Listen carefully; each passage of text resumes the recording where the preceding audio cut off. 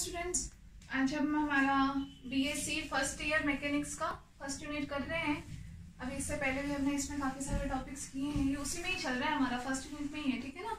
तो उससे पहले सबसे पहले तो हमने निर्देश तंत्र की बात की, जड़त्वीय निर्देश तंत्र, अजड़त्वीय निर्देश तंत्र, फिर उसमें हमने वेग और त्वरण का रूपांतरण वगैरह उन सब चीजों के बारे में बात की। आज हम इसमें पढ़ेंगे गैलीलियन रूपांतरण, ठीक है। इंपॉर्टेंट टॉपिक है ये, गैलीलियन रूपांतरण या गैलीलियन ट्रांसफॉर्मेशन हम इसको कहते हैं। इंपॉर्टेंट टॉपिक है, ठीक है ना, इसके बारे में समझना। तो सबसे पहले तो हम इसके कुछ बेसिक चीजें बताएंगे। गैलीलियन रूपांतरण कैसे, कि भाई गैलीलियन ने ये क्वेश्चन उठाया कि मान लो अगर किसी भी एक निर्देश तंत्र में, जैसे मैंने उस दिन भी आपको एक डायग्राम बताया था, दो निर्देश तंत्र हमने बनाए थे साथ साथ में, ठीक है ना। तो गैलीलियन ने ये बात कही कि अगर किसी एक निर्देश तंत्र में हमें कणों के निर्देशांक पता है कि कोई भी निर्देश तंत्र है, ठीक है ना, इसमें कोई पार्टिकल है, मान लो पी, यहाँ पे कण, ठीक है ना। तो उन्होंने ये बोला अगर यहाँ पे मुझे पता है ये कोई एस फ्रेम है, तो ये एस डेश फ्रेम है, क्या मैं इस पे पता कर सकता हूँ क्या, इसके रेस्पेक्टिवली क्या मैं इस पे पता कर सकता हूँ क्या, ऐसे। तो इसके लिए गैलीलियन ने क्या है, कुछ ट्रांसफॉर्मेशन इक्वेशंस ली इस फ्रेम से इस फ्रेम में, ठीक है।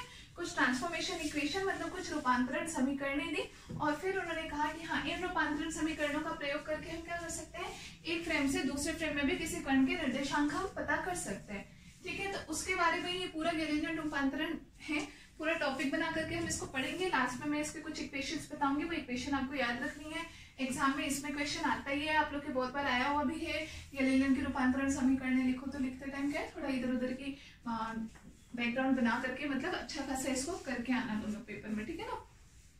तो सबसे पहले तो आप लोग इसकी डेफिनेशन लिखो।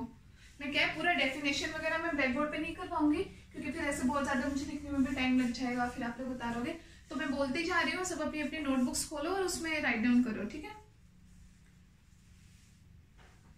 लिखो, यदि किसी एक जड़त्वीय तंत्र के सापेक्ष, यदि किसी एक जड़त्वीय तंत्र के सापेक्ष हमें किसी कण के निर्देशांक ज्ञात हो, हमें किसी कण के निर्देशांक ज्ञात हो, कॉमा देना बीच में, तो किसी अन्य नियत वेग से गतिशील, तो किसी अन्य नियत वेग से गतिशील निर्देश तंत्र में कण के निर्देशांक, तो किसी अन्य वेग से गतिशील निर्देश तंत्र में कण के निर्देशांक जिन गणितीय समीकरणों से ज्ञात किए जाते हैं, जिन गणितीय समीकरणों से ज्ञात किए जाते हैं, उन्हें गैलीलियन रूपांतरण कहते हैं, या गैलीलियन रूपांतरण समीकरणें कहते हैं, ठीक है। एक बार फिर से रिपीट कर रही हूं, चेक कर लेना।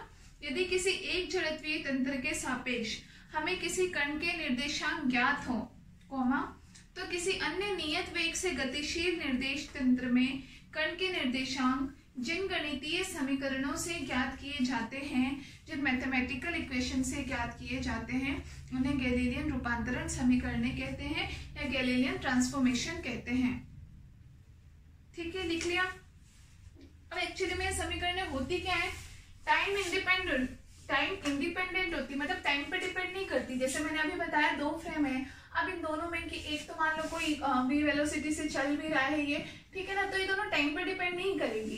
टाइम इंडिपेंडेंट इक्वेशन अलग हो जाती है, फिर टाइम डिपेंडेंट अलग हो जाती है, ठीक है ना। तो हम इसके लिए क्या बोलते हैं, टाइम इंडिपेंडेंट इक्वेशंस होती है ये, ठीक है। दूसरी चीज इसमें जो इम्पोर्टेंट नोट दे करके लिख लेना, या तो आप, और या फिर वैसे भी आप ध्यान भी रखना, नहीं तो क्या करना है, इसको नोट दे करके लिख लेना, ठीक है। लिखो, गैलीलियन रूपांतरण समीकरणें तभी तक मान्य है, गैलीलियन रूपांतरण समीकरणें तभी तक मान्य है, कॉमा, जब तक कण का वेग, जब तक कण का वेग, कॉमा, प्रकाश के वेग से कम हो, जब तक कण का वेग प्रकाश के वेग से कम हो, ठीक है।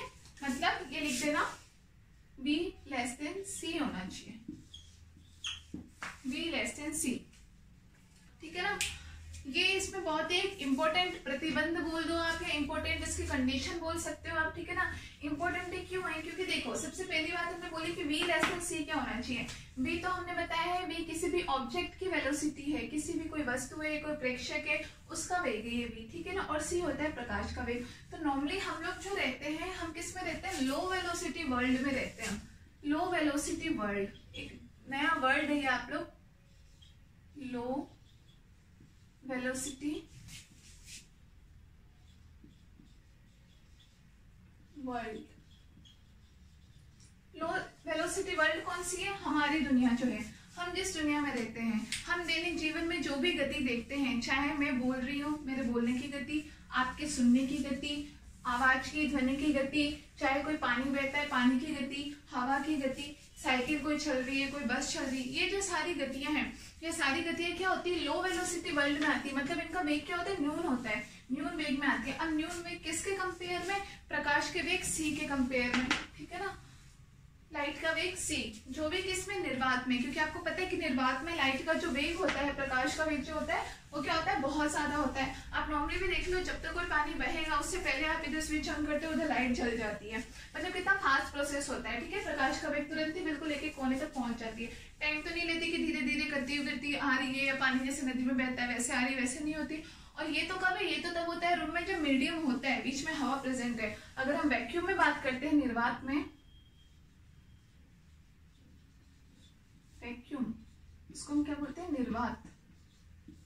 तो निर्वात में तो प्रकाश का वेग क्या होता है? और भी ज्यादा होता है, ठीक है ना। तो प्रकाश के वेग के बराबर अगर हो जाएगा हमारा, तो उसके बाद में कंडीशन जो होती है, जो गैलीलियो ने जो रूपांतरण समीकरण दी, वो सेटिस्फाइड नहीं होती। कैसे नहीं होती है वो भी हम पढ़ेंगे, ठीक है ना। ये चीजें भी अभी आएगी, लेकिन ये एक इम्पोर्टेंट कंडीशन है। ये कंडीशन आपको ध्यान क्यों रखनी है? क्योंकि मान लो अगर कभी कोई आपको क्वेश्चन दे दिया, कभी क्वेश्चन में कुछ ऐसी चीज दे दी आपको और पूछ लिया क्या इस पे गैलीलियो रूपांतरण समीकरण मान्य होंगी, तो उसमें आपको देखना है कि उसमें सबसे पहले आपको v क्या दे रखा है। अगर v c के बराबर दे रखा है उस कंडीशन में तो ये मान्य नहीं होंगी। हाँ, अगर v लेस देन c है तो मान्य होंगी। ये बराबर होता है उस कंडीशन में हम लॉरेंस ट्रांसफॉर्मेशन इक्वेशन से उसमें लेते हैं, जो कि हम बाद में पढ़ेंगे। लॉरेंस एक साइंटिस्ट है, उन्होंने भी गैलीलियो के बाद में उन्होंने भी रूपांतरण की समीकरण दी थी, ठीक है ना। तो बाद में हम लॉरेंस के बारे में पढ़ेंगे, ठीक है। तो यहाँ तक की चीज तो समझ में आ गई। अब जैसे सबसे पहले मान लो, सपोज मैंने कोई दो फ्रेम लिए, ठीक है। ये फ्रेम मैंने बोल दिया, ये एक्स एक्सिस, ये वाई एक्सिस, और ये इसका जेड अक्ष है। ये इसका मूल बिंदु ओरिजिन है ओ, ठीक है ना। यहाँ मैंने एक दूसरा फ्रेम ले लिया,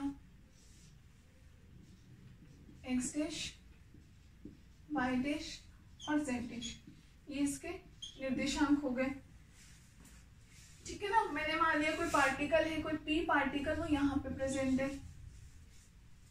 ठीक है। पी पार्टिकल, ये दोनों निर्देश तंत्र हमने इस तरीके से बता दिए। इसको मैंने बोल दिया कि ये एस फ्रेम में है, इसका फ्रेम है एस, तो ये कौन सा फ्रेम हो गया? S dash.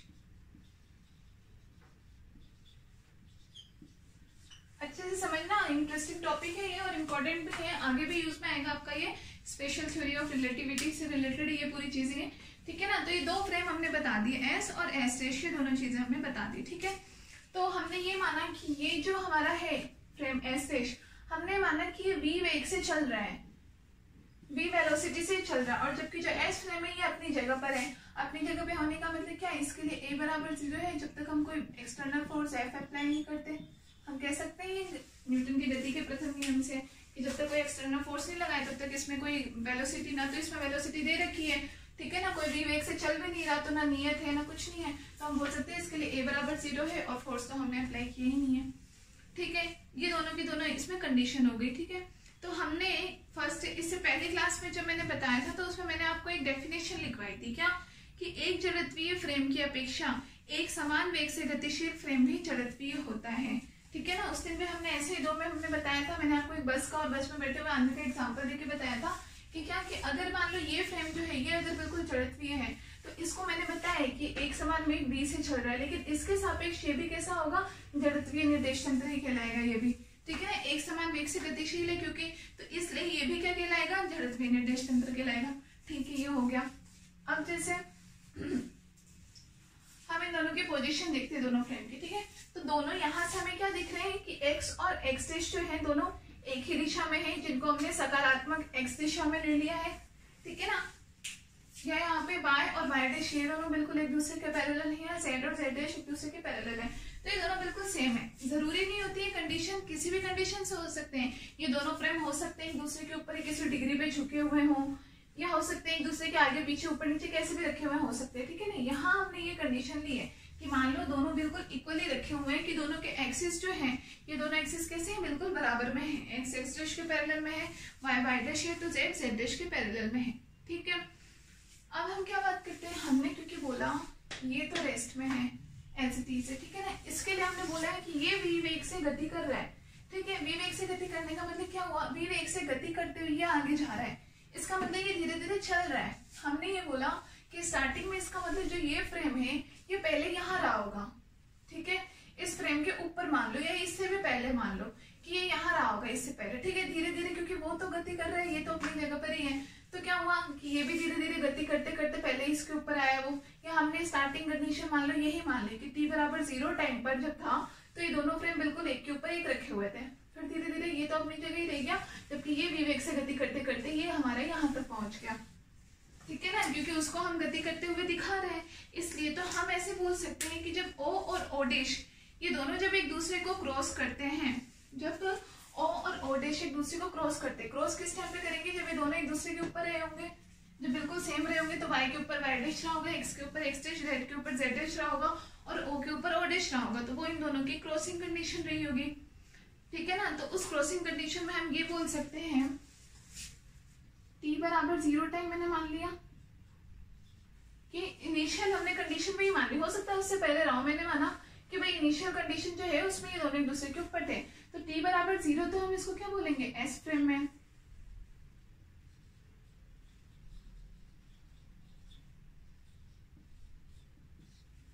और t डैश बराबर 0 हम बोलेंगे s डैश फ्रेम के अकॉर्डिंग।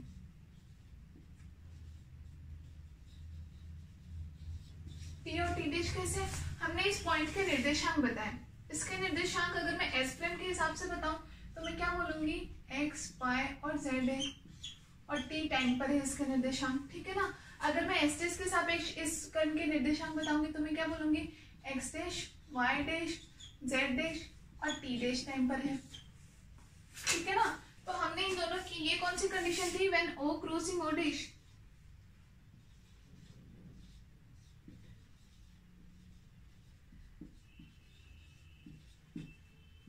कंडीशन ध्यान में रखनी है आपको।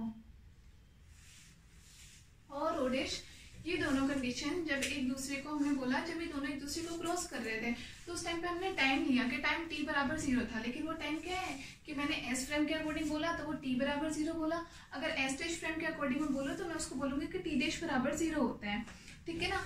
जैसे कि मान लो एक दो घड़ियां हैं, दो घड़ियों को मैंने एक के ऊपर एक करके रख दिया, तो क्या बोलेंगे, जब सेम टाइम होगा तो दोनों की सुई बिल्कुल एग्जैक्टली एक के ऊपर एक बोलेगी, ठीक है। तो हम बोल सकते हैं, मान सकते 12 बजे को अगर मैं 0 मानू कि हाँ 0 से इन दोनों ने स्टार्ट किया काम वैसे, ठीक है ना। तो t बराबर 0 टाइम पर ये दोनों एक दूसरे के ऊपर में थे, ठीक है। अब s फ्रेम के सापेक्ष मैंने कण की स्थिति क्या बताई, इसका निर्देशांक x, y, z और t बताया, जबकि s डैश फ्रेम के सापेक्ष कण की स्थिति या इसके स्थिति निर्देशांक क्या हो गए, x dash, y dash, z dash और t डैश, ठीक है। यहाँ तक का पूरा समझ में आ गया आप लोगों को। अब हम इससे आगे की बात करते हैं, कैसे, ये तो हमने फ्रेम की दोनों फ्रेम की कंडीशन बताई कि दोनों मतलब रिलेशन हम दोनों में बताएंगे किसे, कि दोनों में किसके आपेक्षिकता का सिद्धांत अगर हम कह रहे हैं तो किसके सापेक्ष दोनों के दोनों होंगे, ठीक है ना। अब कैसे मानो, ये सारी कंडीशंस वगैरह लिख ली ना आप लोगों ने, ये सब लिख लेना, समझने में आप लोगों को हेल्प मिलेगी।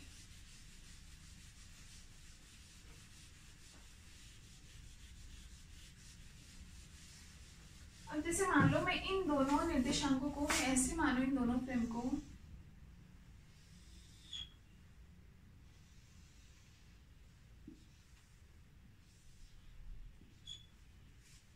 ठीक है, ये हो गया z डैश, ये हो गया z, ये हो गया y, ये हो गया y डैश, और यहाँ पे x और x डैश, ठीक है। वही दोनों है, मैंने इनको बस थोड़ा पास पास बनाया, तो क्योंकि वो x और x दोनों सेम डायरेक्शन में थे तो बिल्कुल पास के, तो एक तरह से दोनों बिल्कुल सेम, क्योंकि सकारात्मक x दिशा में जाते हुए हमने इनको बताया था विवेक से, तो हम क्या बोलेंगे, बिल्कुल सेम डायरेक्शन में दोनों के दोनों जा रहे हैं, तो हम ये कह सकते हैं इन दोनों के अक्ष जो है बिल्कुल एक समान है, एक दूसरे के ऊपर ही कह सकते हैं। ये हमारा s फ्रेम है, ये हमारा क्या है, s डैश फ्रेम है, है, ये बता दिया। अच्छा, अब इसमें और क्या बताना है हमें? हाँ, कोई प्रेक्षक P जो था वो यहाँ हमने बताया कोई ऑब्जेक्ट, ठीक है ना। तो इसको मान लो मैं अक्ष पे अगर मैं इसकी स्थिति बताना चाहूँ एग्जैक्ट, तो मैं ऐसे बोल सकती हूँ कि इसको मैंने ये डॉटेड लाइन से बता दिया। एक तरह से अक्ष पे अगर ये खड़ा होता तो इस जगह पे होता, ठीक है ना। ये एक्स एक्सिस है, ठीक है। ये सारी चीजें होगी एज इट इज। इसका निर्देशांक एक्स के सापेक्ष क्या होंगे? एक्स, वाई, जेड और टी। और जबकि एस डैश फ्रेम के सापेक्ष क्या होंगे? X dash, Y dash, Z dash और टी डैश, ठीक है। एज इट इज बता दी हमने सारी की सारी चीजें। ये v वेग से चल रहा था, v वेग से गति कर रहा है ये, ठीक है। इसकी वेलोसिटी v हो गई। अब मैं बात करूं कि O से इस S के मूल बिंदु O से इसकी दूरी कितनी हो गई? x दूरी हो गई। x एक्सिस के बराबर है तो उसकी दूरी हो गई, ये दूरी x मान ली मैंने। O' से अगर मैं इसकी दूरी बताऊं, इसकी इस प्रेक्षक की हम दूरी बता रहे हैं, जैसे मान लो मैं यहाँ तक की दूरी बता रही हूँ कि जहाँ ये P ऑब्जेक्ट है तो x O मूल बिंदु से तो कितना हो गया, क्योंकि x एक्सिस के बराबर ही हो गया इसकी डिस्टेंस, तो x के बराबर। अगर मैं वही O' से इसकी डिस्टेंस लूँ तो किसके बराबर हो जाएगी? x डैश के बराबर हो जाएगी, ठीक है ना। O' से x एक्सिस जितना है उतने बराबर इसकी डिस्टेंस हो गई, ठीक है। अब यहाँ से O और O' के बीच का डिस्टेंस कितना है? O और O' के बीच का डिस्टेंस कितना है? तो इसका हमने ये बताया कि भाई ये v वेग से ये चल रहा है, ये तो अपनी जगह पर ही है, जबकि एस डैश फ्रेम हमारा v वेग से चल रहा है, ठीक है ना। और टाइम हमने बताया है कि टाइम इस फ्रेम के अकॉर्डिंग कितना है? t है। तो दूरी बराबर 4 बराबर दूरी बटे समय होता है, तो वहां से दूरी का फॉर्मूला क्या हो गया? 4 इंटू समय। इसका मतलब 4 इंटू समय, 4 है हमारी v और समय है t, तो ये दूरी कितनी होगी हमारे पास? vt, ठीक है। समझ में आ गया? कोई दिक्कत वाली बात तो नहीं है, ठीक है। तो अब यहाँ से अगर मैं x को लिखना चाहूँ तो मैं x बराबर ऐसे भी तो लिख सकती हूँ, भाई x की दूरी तो ये टोटल थी, x डैश ये टोटल थी, ठीक है ना। O डैश से ये दूरी थी और O और O डैश की दूरी थी vt, तो मैं x बराबर में ये भी लिख सकती हूँ vt प्लस x डैश के बराबर है, सही है, लिख सकती हूँ ऐसे। तो मैं यहाँ से अगर मैं इस, क्योंकि x डैश के मान अगर मैं निकालना चाहूँ तो x डैश बराबर मेरे पास क्या हो जाएगा? x minus vt। इसको आप इक्वेशन नंबर 1 लिख लो। मैंने क्या किया, इस फ्रेम में मुझे निर्देशांक पता थे, इस फ्रेम में मुझे पता करना था, तो मैंने इसका x निर्देशांक कितना पता किया? इसका x निर्देशांक था x डैश, तो मैंने x डैश की वैल्यू यहाँ से निकाली थी। x माइनस टोटल जो दूरी x है, इसमें से आप vt दूरी माइनस कर दो, इतने के बराबर हमारा क्या हो जाएगा? x डैश हो जाएगा, ठीक है ना। अब उसके बाद में y और y डैश जो है उन दोनों में तो कोई चेंज हो नहीं रहा, y के पैरेलल में होगा ही होगा और z के पैरेलल में है। इसका मतलब ये दोनों क्या होंगे? उस कंडीशन में ये दोनों बराबर रहेंगे, तो इनके लिए क्या इक्वेशन हो जाएगी कि y बराबर y डैश रहेगा और z बराबर z डैश रहेगा। तो ये हो गई इक्वेशन 2, ये हो गई इक्वेशन 3। हमने ऐसे, या फिर आप y डैश बराबर y मान लो और z डैश बराबर z मान लो। तो हमें क्या है, जैसे ये निर्देशांक पता थे, हम इन चारों के वैल्यू पता कर रहे हैं, ठीक है ना। तो x डैश बराबर हमारा ये, y डैश y के रेस्पेक्ट में है और z डैश z के रेस्पेक्ट में ये। अब टाइम हो गया t डैश की, t डैश बराबर कितना है? यहाँ लिख लेती हूँ मैं, t डैश बराबर कितना है। तो देखो टाइम की बात है दोनों फ्रेम में, ठीक है। अब टाइम कैसे कि जैसे हमने ये बोला कि स्टार्टिंग में t बराबर 0, जब ये दोनों क्रॉसिंग कंडीशन थी तो दोनों एक ही जगह पर थे, ठीक है ना। अब उसके बाद में वो वेग से गति करके आगे गया और टाइम मान लो t टाइम उसको लगा, ठीक है ना, इतना। लेकिन टाइम तो इसके लिए भी उतना ही हुआ ना, जितनी वो गति करके आगे चला गया उतनी टाइम में, लेकिन टाइम तो इसके लिए भी उतना ही हुआ। जैसे मान लो अभी मेरी पोजीशन पे 2 लोग खड़े हों, ठीक है। अब एक मान लो यहाँ से चला जाए, 1 घंटे के बाद अगर मैं बोलूं तो भाई एक मान लो यहाँ से चल करके 1 घंटे दूर, तो उसने ये है कि उतने टाइम में उसने कुछ दूरी भी तय कर ली, मैं यहीं की यहीं हूँ, लेकिन टाइम तो उसके लिए भी 1 घंटा हुआ, मेरे लिए भी 1 घंटा हुआ। इसका मतलब टाइम एस फ्रेम में भी इतना ही होगा और एस डैश फ्रेम में भी इतना ही होगा। इसका मतलब टी डैश बराबर क्या होगा? टी। ये हमारी क्या होगी? चौथी इक्वेशन। तो ये जो तीनों चारों इक्वेशन है, इन इक्वेशंस को हम क्या बोलते हैं? Galilean transformation. गैलीलियन ट्रांसफॉर्मेशन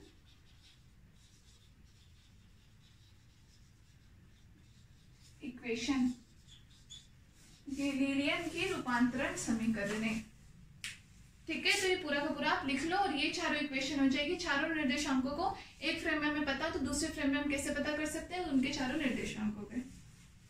ठीक है, लिख लो इनको।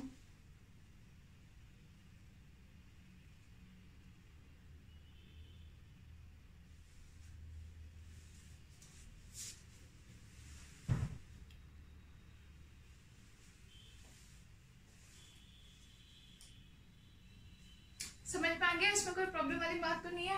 गैलीलियो ने यही कहा था कि दो फ्रेम हो, दोनों अगर एक दूसरे के सापेक्ष है, स्थिति कुछ भी हो सकती है, लेकिन हमने एक मान लो रैखिक गति के हिसाब से अगर हम बताएं कि वो लीनियर मोशन कर रहा है, तो हमने उस कंडीशन में उनके दोनों में बताया। तो इस तरीके से अगर मुझे x, y, z और t के वैल्यूज पता है तो मैं इनके सारे से x dash, y dash, z dash और t डैश भी पता कर सकती हूँ।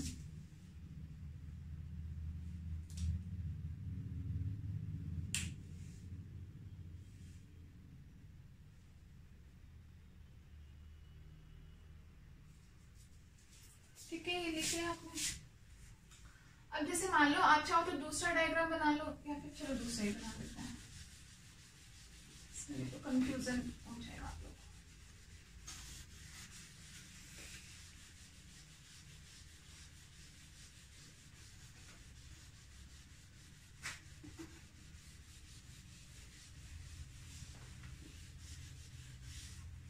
अगली हेडिंग दो आप, वेग व त्वरण का रूपांतरण।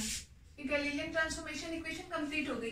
अब देखिए इन्हीं जो चार इक्वेशन लिखी थी इनके थ्रू ही हम वेग और त्वरण का रूपांतरण कैसे करेंगे वो देखते हैं।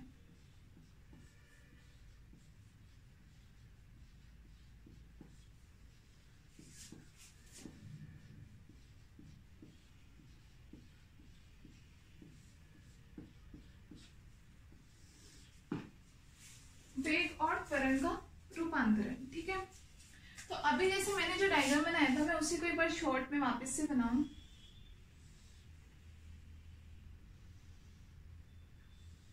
ये था, ठीक है ना।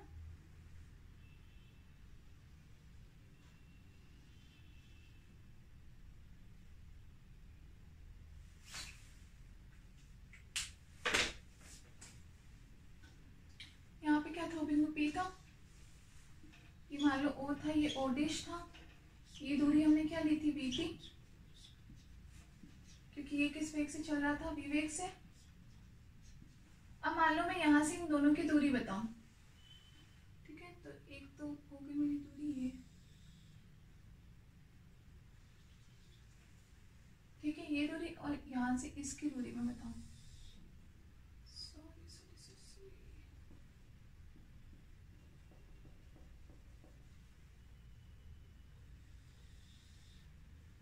इसको स्ट्रेट लाइन में बना लेना। ये मैंने बताया कि दोनों की तरफ से मैं स्थिति सदिश की बात करूं तो दोनों के लिए स्थिति सदिश कितनी हो जाएगी, ठीक है ना। ये इनके इधर आगे की तरफ इनके z एक्सिस मान लो आप, आगे की तरफ इनके z एक्सिस, ठीक है। तो मैंने कहा O फ्रेम से इसका स्थिति सदिश क्या हो जाएगा, वेक्टर r, जबकि O डैश फ्रेम से स्थिति सदिश क्या हो जाएगा, वेक्टर r डैश, ठीक है। समझ में आ गया, r और r डैश। तो मैं यहाँ से वेक्टर r बराबर में क्या लिख सकती हूँ, वेक्टर r बराबर किसके बराबर हो जाएगा, vt प्लस r डैश के, vt plus r dash vector के बराबर हो गया। अब मैं यहाँ से अगर मैं r डैश की वैल्यू निकालना चाहूँ, r डैश का जिस सदिश में बोलो मुझे वो तो नहीं पता, तो कितनी वैल्यू निकल जाएगी, वेक्टर r माइनस vt, ठीक है। वेक्टर r माइनस vt ये वैल्यू निकल गई। तो अब हम इसका क्या करेंगे, t के सापेक्ष मान लो मैं इसका समाकलन कर दूं, t के सापेक्ष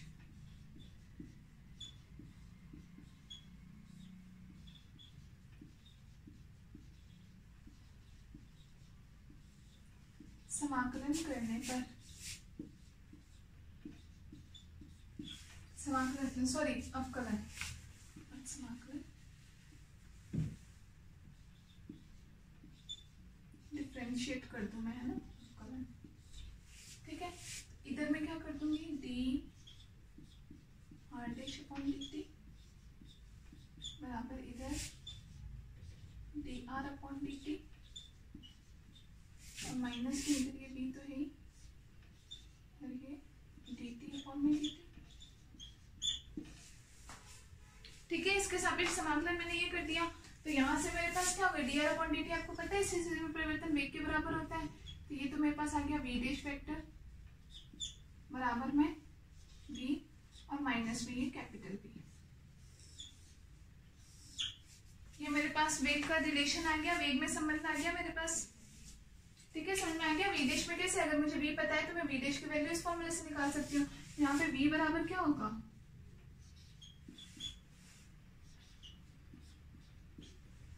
वी डैश और प्लस इसको कैपिटल वी। ये कैपिटल वी ये तो कांस्टेंट है, उसकी वेलोसिटी क्योंकि क्या है कांस्टेंट वेलोसिटी थी जिससे ये फ्रेम चल रहा है। ये वी ये वाला एक कांस्टेंट वेलोसिटी है, जबकि जिस सदिश की वजह से जो दोनों वेलोसिटी में रिलेशन है वो हमारे पास ये रिलेशन है।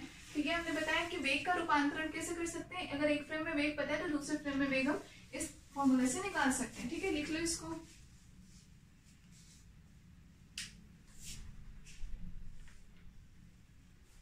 तो हम यहाँ से क्या कह सकते हैं कि एक तंत्र में अगर हमें कण का वेग पता है तो दूसरे तंत्र में भी हम इसका वेग जो होता है वो ज्ञात किया जा सकता है कण का। ठीक है, अब मैं जो बी और सी वाली जो मैं कंडीशन बोल रही थी उस टाइम पे, बी और सी वाली कंडीशन हम कह रहे थे कि कण का वेग जो है कि वो बी जो है वो सी से हमेशा कम होना चाहिए। उसका मतलब क्या है, सपोज मान लो, मिटा दो या ऊपर से थोड़ा,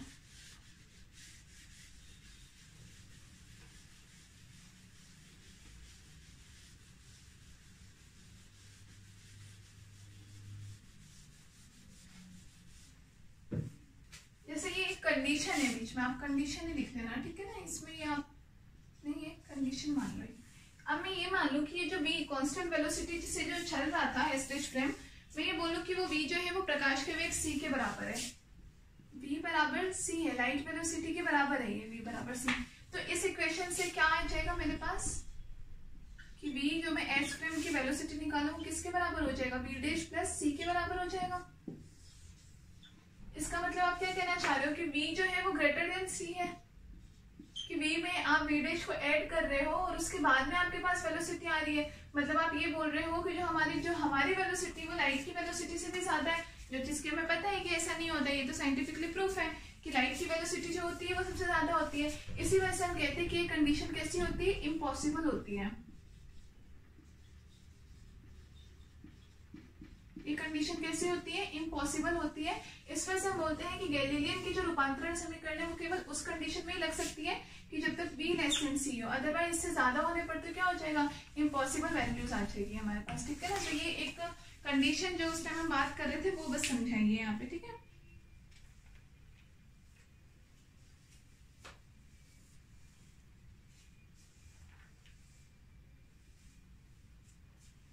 अब इससे जैसे यहाँ पे आपके पास ये v डैश वाली ये जो इक्वेशन आई थी ना, मैंने मिटा दी। ये v डैश बराबर जैसे यहाँ से आपने क्या निकाला था, v माइनस कैपिटल v के बराबर था ना, इसको आप इक्वेशन 1 नाम दे दो। पीछे आपने किया था ना, उसको आप इक्वेशन 1 नाम दे दो v डैश की वैल्यू को। ठीक है,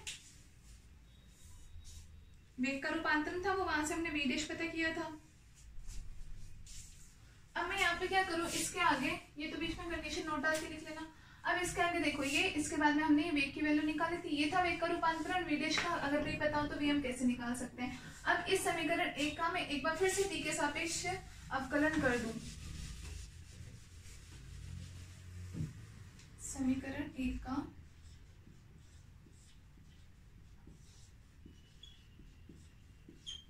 t के सापेक्ष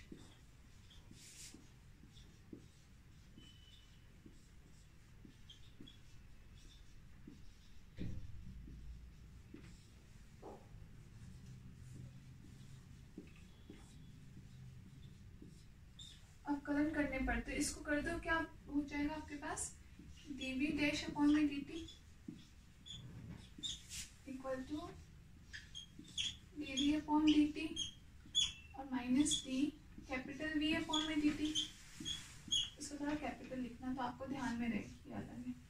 ठीक है ना, यहाँ से अब ये वेलोसिटी तो हमने पहले ही भी बताया था मैंने, क्योंकि वो कांस्टेंट वेलोसिटी से चल रहा है तो कांस्टेंट का तो अवकलन कितना हो जाएगा, 0। ये हो जाएगा 0 आपका। और यहाँ से वेग में परिवर्तन किसके बराबर होता है, त्वरण के बराबर। इसका मतलब वेक्टर a डैश बराबर क्या हो जाएगा, वेक्टर a के। इसका मतलब s और s डैश फ्रेम में जो त्वरण है वो क्या होगा, समान रहेगा। तो अगर आपको s फ्रेम में पता है तो s डैश फ्रेम में भी त्वरण जो है वो उतना का उतना ही रहेगा। ये होता है वेग और त्वरण का रूपांतरण।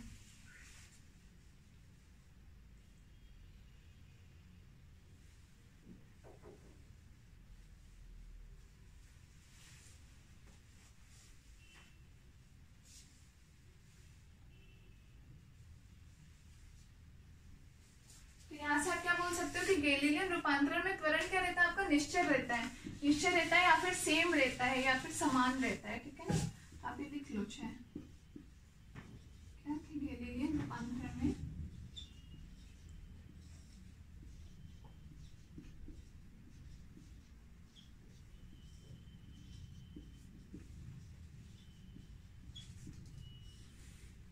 त्वरण निश्चल रहता है।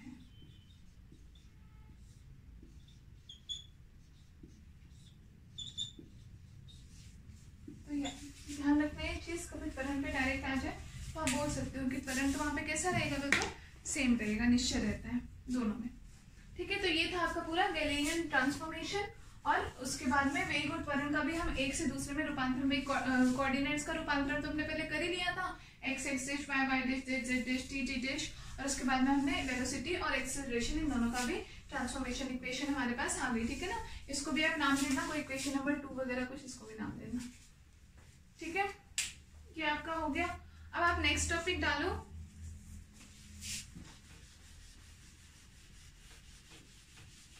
ये टॉपिक आपका कंप्लीट।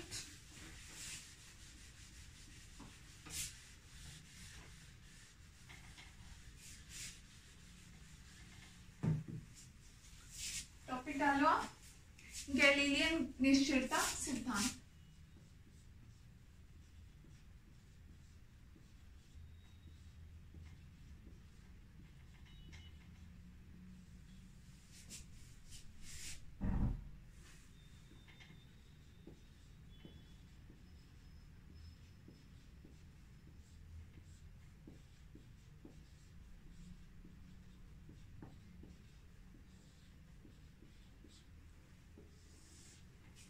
गैलीलियन का निश्चलता सिद्धांत। गैलीलियन का निश्चलता सिद्धांत से मतलब क्या होता है कि गैलीलियन ने ये बात बोली कि गैलीलियन ने बोली या फिर आइंस्टीन ने भी शायद ये बात बोली कि भौतिकी के, फिजिक्स के हमारे जितने भी बेसिक लॉज हैं, फिजिक्स के या फिर हम डेली लाइफ के भी जितने भी मतलब जो हमारे नेचुरल, जो प्राकृतिक रूप से हमारे जो भी लॉज होते हैं, जो भी नियम होते हैं, तो उनके लिए क्या कहा कि उन दोनों दो निर्देश तंत्र हैं अगर जो कि गैलीलियन रूपांतरण का दोनों जो फॉलो कर रहे हैं, जैसे अभी मैंने एस और एस डैश फ्रेम मैंने बनाया था, तो मैंने उन दोनों में क्या बोला कि वो दोनों गैलीलियन ट्रांसफॉर्मेशन को फॉलो कर रहे थे, उन दोनों में हम समीकरण निकाल रहे थे। तो ऐसे जितने भी फ्रेम हैं जो कि क्या है, दोनों गैलीलियन रूपांतरण समीकरणों को फॉलो कर रहे हैं, उन सारे फ्रेम्स में क्या होगा कि जितने भी प्राकृतिक नियम है या जो भी भौतिकी के मूल नियम है वो सारे क्या होते हैं, उन दोनों में सेम रहेंगे, निश्चल रहेंगे। निश्चल का मतलब होता है सेम, निश्चल रहेंगे, ऐसा कहा गया, ठीक है ना। कि जो भी फ्रेम जो है अगर वो गैलीलियन रूपांतरण समीकरणों का फॉलो कर रहे हैं तो उन दोनों में जो भी हमारे भौतिक के मूल नियम है, जो भी प्राकृतिक नियम है, जो भी हमारे फंडामेंटल लॉज है, वो सारे क्या होंगे, उन दोनों में ही सेम रहेंगे, मतलब उन दोनों में कुछ भी चेंज नहीं होगा। इसका मतलब मैं ये बोल सकती हूँ कि जैसे मान लो, एक एग्जाम्पल दे रही हूँ, ये बोलो जैसे कि कोई एस फ्रेम है, कोई एस डैश फ्रेम है, ठीक है ना। अब मैं बोलूँ कि कोई पार्टिकल जो है वो लीनियर मोशन कर रहा है, एक सरल रेखीय गति में है, तो मैं ये बोल सकती हूँ इसका मतलब इस फ्रेम के अंदर मैं कुछ भी चेंज कर दूं उसका उसकी गति पे कोई प्रभाव नहीं पड़ेगा। क्यों? क्योंकि लॉज इसमें भी वही रहेगा, इसमें भी वही रहेगा। एस और एस डैश में मान लो मैंने कुछ चेंज कर रखा है, लेकिन वो जैसा एस के अंतर्गत चला वैसा का वैसा ही वो एस डैश के अंतर्गत चलेगा। ये इनके कहने का मतलब था, ठीक है ना। तो ये टॉपिक डाल दिया गैलीलियन निश्चलता सिद्धांत। इसमें लिखो कि भौतिकी के सभी मूल नियम,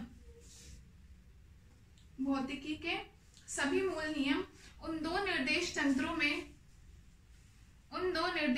में निश्चल रहते हैं। निश्चल के ब्रैकेट में लिख लेना सेम रहते हैं, मैंने हिंदी में करवाने के लिए क्या है क्योंकि बहुत शुद्ध हिंदी हो जाती है। तो भौतिकी के सभी मूल नियम उन दो निर्देश तंत्रों में निश्चल रहते हैं या सेम रहते हैं, कॉमा, जो गैलीलियन रूपांतरण के द्वारा संबंधित किए जाते हैं, जो गैलीलियन रूपांतरण द्वारा संबंधित किए जाते हैं। इसे आपेक्षिकता का चिरसम्मत सिद्धांत, या न्यूटोनियन आपेक्षिकता सिद्धांत। न्यूटोनियन न्यूटन्स का था तो इसको न्यूटोनियन भी कहा।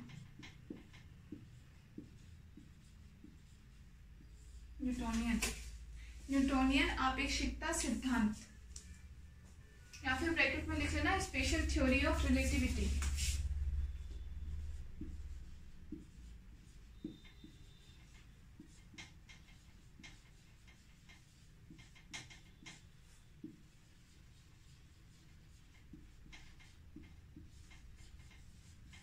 Special theory of relativity, short में इसको हम बोलते हैं STR, या फिर क्लासिकल थ्योरी ऑफ रिलेटिविटी, बहुत सारे नाम है इसको। तो इसको हम स्पेशल थ्योरी ऑफ रिलेटिविटी या फिर क्लासिकल थ्योरी ऑफ रिलेटिविटी या आपेक्षिकता का चिरसम्मत सिद्धांत, चिरसम्मत को इंग्लिश में क्लासिकल बोलते हैं, ठीक है ना, या आपेक्षिकता का चिरसम्मत सिद्धांत, और या फिर न्यूटोनियन आपेक्षिकता सिद्धांत कहते हैं। ठीक है, लिख लिया। एक बार फिर रिपीट कर रही हूँ, भौतिकी के सभी नियम, सभी मूल नियम उन दो निर्देश तंत्रों में सेम रहते हैं जो गैलीलियन रूपांतरण के द्वारा संबंधित किए जाते हैं। इसे आपेक्षिकता का चिरसम्मत सिद्धांत या न्यूटोनियन आपेक्षिकता सिद्धांत कहते हैं। ठीक है, तो गैलीलियन ने क्या किया, गैलीलियन ने तो पहले तो ट्रांसफॉर्मेशन इक्वेशंस ली दो अलग अलग फ्रेम ऑफ रेफरेंसेस में, दो अलग अलग फ्रेम्स में, और उसके बाद आइंस्टीन ने ये बोला कि हाँ ऐसे जो भी दो फ्रेम्स होंगे ना, जो दोनों गैलीलियन ट्रांसफॉर्मेशन इक्वेशंस को फॉलो कर रहे होंगे, जिन दोनों में गैलीलियन का ट्रांसफॉर्मेशन पॉसिबल होगा, वो सारे के सारे क्या होंगे, प्रकृति के सारे नियम उन दोनों में सेम रहेंगे, मतलब उन दोनों में कुछ भी चेंज नहीं होगा।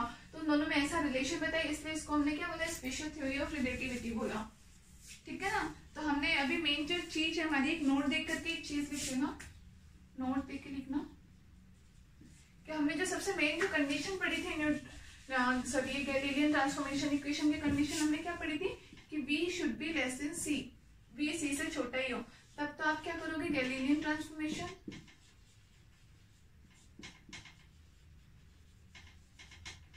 Galilean transformation. ठीक है ना, ध्यान रखना ये बहुत ही इंपॉर्टेंट है, इसलिए इस नोट पे भी आप चाहे इंपॉर्टेंट लिख लेना, नोट में वैसे इंपॉर्टेंट चीजें ही लिखी जाती है। ठीक है ना, तो V लेस देन C है तो गैलीलियन ट्रांसफॉर्मेशन, और सेम अगर V ग्रेटर देन C है, V अगर ग्रेटर देन C, तो हमने कहा था कि उसमें क्या होगा, गैलीलियन ट्रांसफॉर्मेशन तो पॉसिबल होगी नहीं, तो वो किसके अंतर्गत आती है, लॉरेंट्ज ट्रांसफॉर्मेशन, लॉरेंट्ज ट्रांसफॉर्मेशन। लॉरेंट्ज ने भी ऐसे ही रूपांतरण समीकरण दी थी, आगे हम पढ़ेंगे भी। तो ये इन दोनों में सबसे मेन जो फर्क है वो यही होगा। तो आपके दोनों आते हैं, गैलीलियन रूपांतरण समीकरण भी आती है, गैलीलियन ट्रांसफॉर्मेशन भी आता है, और लॉरेंट्ज ट्रांसफॉर्मेशन भी आता है। ठीक है ना, तो दोनों में जो सबसे मेन रिलेशन है वो आपको ये देखना पड़ेगा, उसमें V लेस देन C है या V ग्रेटर देन C है। तो V ग्रेटर देन C के लिए क्या होता है, लॉरेंट्ज ट्रांसफॉर्मेशन लगता है। ठीक है, ये लिख लिया आपने। अब आप नेक्स्ट टॉपिक डालो,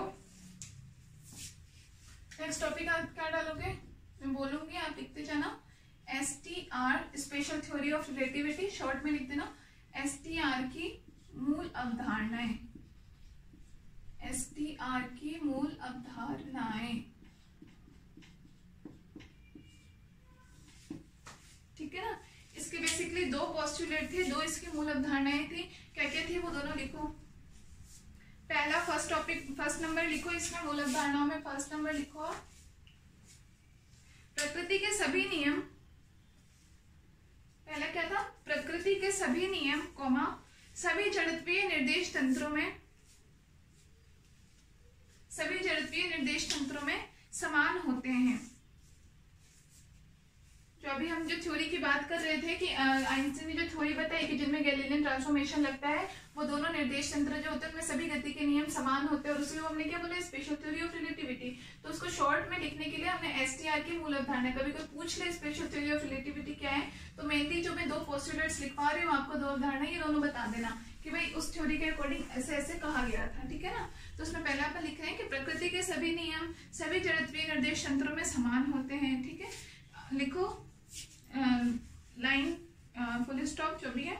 यह अवधारणा तुल्यता का सिद्धांत भी कहलाती है,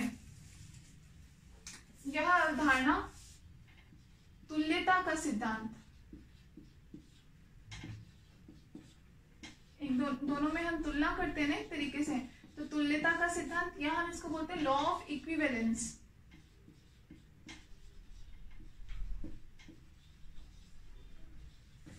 लॉ ऑफ इक्विवेलेंस। ठीक है, लिख लिया। आगे इसी में लिखो, इसी में नीचे एरो करके अगली लाइन से लिखो, यह अवधारणा न्यूटन के आपेक्षिकता सिद्धांत के समान होती है, न्यूटन के आपेक्षिकता सिद्धांत के समान होती है। इसीलिए यांत्रिकी के सभी मूलभूत सिद्धांत सभी जड़त्वीय निर्देश तंत्रों में समान रूप से वैध होते हैं। तो फिर बता रही हूं मैं, प्रकृति के सभी नियम सभी जड़त्वीय निर्देश तंत्रों में समान रूप से होते हैं। यह अवधारणा तुल्यता का सिद्धांत भी कहलाती है। और इसमें एरो दे के लिखना कि यह अवधारणा न्यूटन के आपेक्षिकता सिद्धांत के समान होती है। इसलिए यांत्रिकी के सभी मूलभूत सिद्धांत सभी जड़त्वीय निर्देश तंत्रों में समान रूप से वैध होते हैं। ठीक है, पहला लिख लिया, इसमें वैध होते हैं मतलब वैलिड होते हैं। ठीक है ना, वैलिड होते हैं। अब इसमें दूसरा लिखो, इसका दूसरा जो अवधारणा है वो क्या है।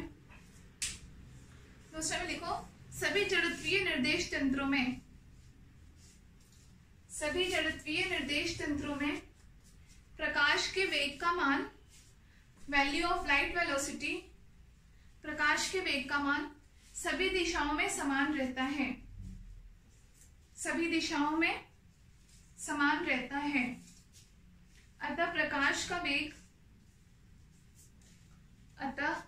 का वेग एक सार्वत्रिक नियतांक है। एक सार्वत्रिक नियतांक है।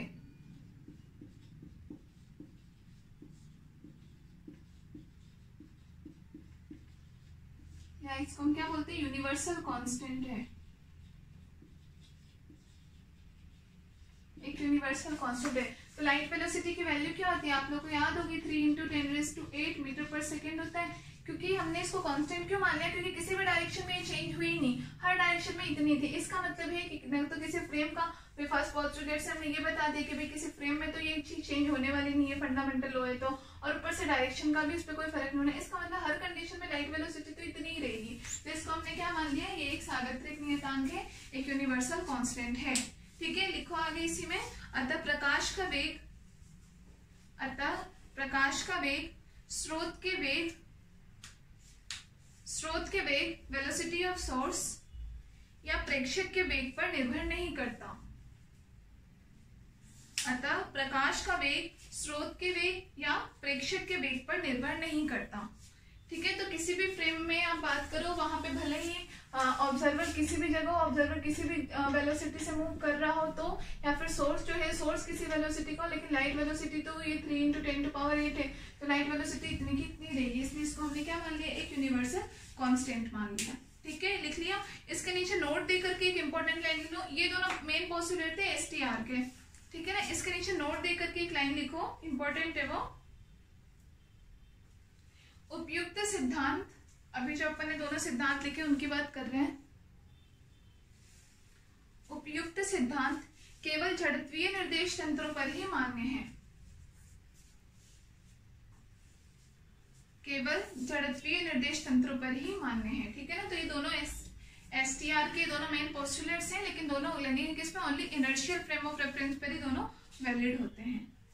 ठीक है, समझ में आ गया। तो ये आपका पूरा गैलीलियन ट्रांसफॉर्मेशन था, उसकी पूरी की पूरी थ्योरी थी, स्पेशल थ्योरी ऑफ रिलेटिविटी थी, एसटीआर था ये। ठीक है ना,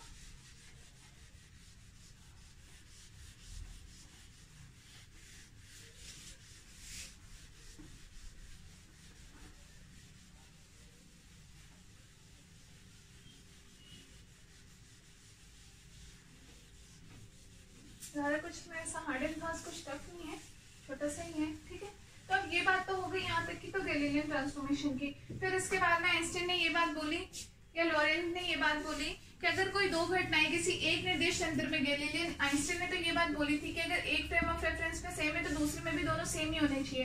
लेकिन लॉरेंट ने ऐसा नहीं बोला, उसने बोला कोई घटना, कोई इवेंट अगर एक फ्रेम ऑफ रेफरेंस में किसी तरीके से हुई तो जरूरी नहीं है कि दूसरे में भी वो सेम ही है, दूसरे में भी हमें सेम तरीके से उसकी वैल्यू मिले।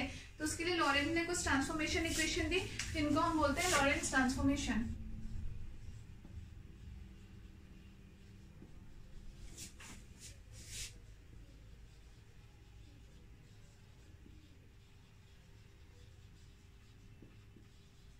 या लॉरेंट्स रूपांतरण, लॉरेंट्स रूपांतरण। ठीक है, इसमें लिखो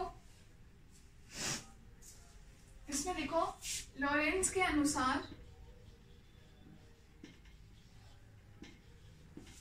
लॉरेंस एक साइंटिस्ट का नाम था, तो ये होगा अनुसार ब्रैकेट, इसमें लिखो, आगे जो लिखवा रही हूं मैं कि लॉरेंस के अनुसार यदि कोई दो घटनाएं एक निर्देश तंत्र में सहसंबंधित है, यदि कोई दो घटनाएं एक निर्देश तंत्र में सहसंबंधित हैं, तो यह आवश्यक नहीं कि किसी अन्य निर्देश तंत्र में भी वे संबद्ध हो, किसी अन्य निर्देश तंत्र में भी वे संबद्ध हो। ठीक है, लॉरेंस के अनुसार यदि कोई दो घटनाएं एक निर्देश तंत्र में संबंधित है, तो यह आवश्यक नहीं है कि किसी अन्य तंत्र में भी वो संबंधित हो। लॉरेंस ने, क्योंकि गैलीलियन में फिर कुछ तो मॉडिफिकेशन जरूरी था, तो लॉरेंस ने मॉडिफिकेशन दिया। लास्ट में ब्रैकेट क्लोज कर लेना, ठीक है ना, इसको, कि उन्होंने बोला कि नहीं, ऐसा जरूरी नहीं है कि एक फ्रेम ऑफ रेफरेंस में कोई इवेंट हुआ, कोई घटना हुई, तो दूसरे में भी एज इट इज ही हो। ठीक है, ये हो गया। नीचे लिखो अगली लाइन से, तथा यदि दोनों घटना एक फ्रेम में समान रूप से या समान समय में घटित हो रही है, यदि दोनों घटना किसी एक फ्रेम में या किसी एक निर्देश तंत्र में समान रूप से, या ब्रैकेट में लिख लेना समान समय, जिसको अपन बोलते हैं ना साइमल्टेनियस, इंग्लिश का एक मीनिंग होता है साइमल्टेनियस। इसका मीनिंग क्या होता है? एक टाइम पे ही दो घटनाओं का होना, दो इवेंट्स का होना, तो हम ये बोलते हैं कि साइमल्टेनियसली ऐसी थिंग्स हुई। ठीक है ना, कि एक टाइम पे ही दो चीजें ऐसी हुई। तो इसमें लिखो कि यदि दोनों घटना एक फ्रेम में समान रूप से, या ब्रैकेट में लिख लो समान समय में घटित हो रही है, तो यह आवश्यक नहीं कि ऐसा दूसरे फ्रेम में भी हो, तो यह आवश्यक नहीं कि ऐसा दूसरे फ्रेम में भी हो। ठीक है ना, कि अगर एक फ्रेम में मान लो कोई दो घटना हो रही है, तो जरूरी नहीं दूसरे में भी ऐसा हो ही। तो जैसे मान लो डेल्टा टी बराबर दो घटना है, तो दोनों के लिए टाइम मैंने माना कि T2 माइनस T1 है, बराबर में 0 मानू। इसका मतलब मैं ये कह सकती हूँ कि T2 बराबर T1 है, दोनों के लिए क्या है, इसका अंदर दोनों घटनाएं एक टाइम पर हो रही है। इसको अब ब्रैकेट में लिख लेना इन वन फ्रेम, एक फ्रेम में ऐसा हो रहा है, ये चीज लिखना। ठीक है ना, लेकिन डेल्टा टी जरूरी तो नहीं है कि दूसरे फ्रेम में भी इक्वल टू 0 हो। इसका मतलब T2 माइनस T1 भी क्या होगा, नॉट इक्वल टू 0 होगा। इसका मतलब T2 भी क्या होगा, नॉट इक्वल टू T1 होगा इन अदर फ्रेम।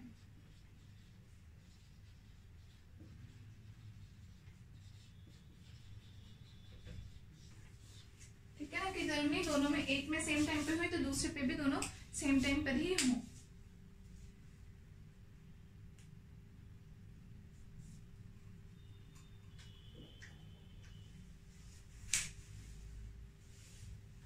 ठीक है ना, समझ में आ गया। तो इसको हम कैसे बोलते हैं फ्रेम से,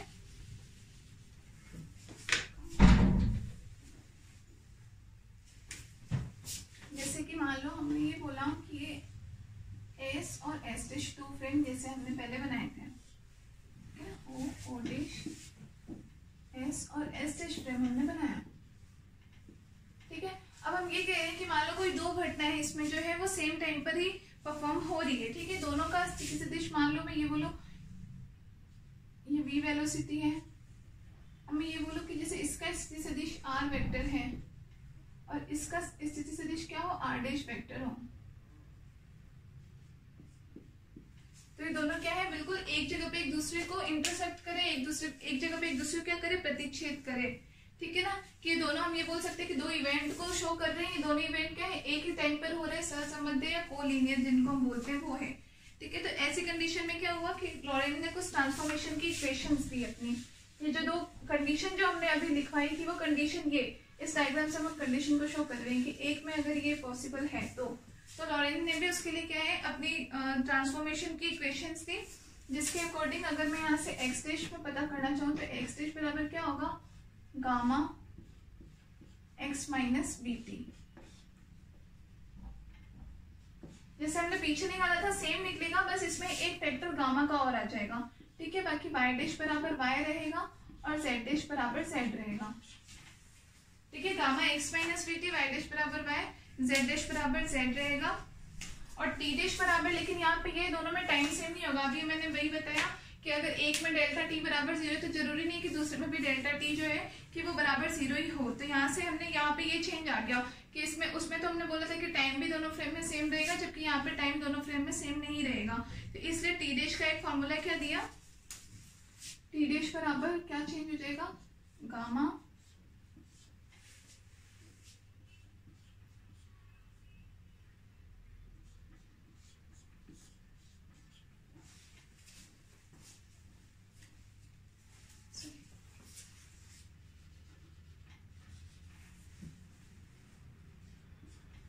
T minus V X upon C square, ये इन्होंने इसका फॉर्मूला दिया। अब गामा क्या है यहाँ पे, गामा एक कांस्टेंट होता है जिसकी वैल्यू क्या होती है, under root 1 minus V square upon C square. तो जहाँ जरूरत हो वी और सी की वैल्यू हो, यहाँ पे गामा की वैल्यू भी लिखना। और ये तो ये जो चारों इक्वेशन है इनको हम क्या बोलते हैं, लॉरेंट्ज ट्रांसफॉर्मेशन इक्वेशन, लॉरेंट्ज की रूपांतरण समीकरण है। नोट कर लो चारों। तो ये लॉरेंज की रूपांतरण समीकरण है। गैलीलियन के रूपांतरण समीकरणों में ये मॉडिफिकेशन किया गया। उन्होंने कहा कि नहीं ऐसा नहीं है, एक फ्रेम में अगर दो घटनाएं एक साथ हो रही है जरूरी दूसरे में भी सेम ही हो, उनमें चेंज होता है और चेंज अब इस फैक्टर के थ्रू गामा फैक्टर एक्स्ट्रा आता है, गामा एक कांस्टेंट है और इसकी सहायता से हम निकालते हैं। ठीक है, तो ये आपका हो गया लॉरेंज ट्रांसफॉर्मेशन। इसके आगे का हम नेक्स्ट क्लास में डिस्कस करेंगे। ठीक है, अभी के लिए इतना ही।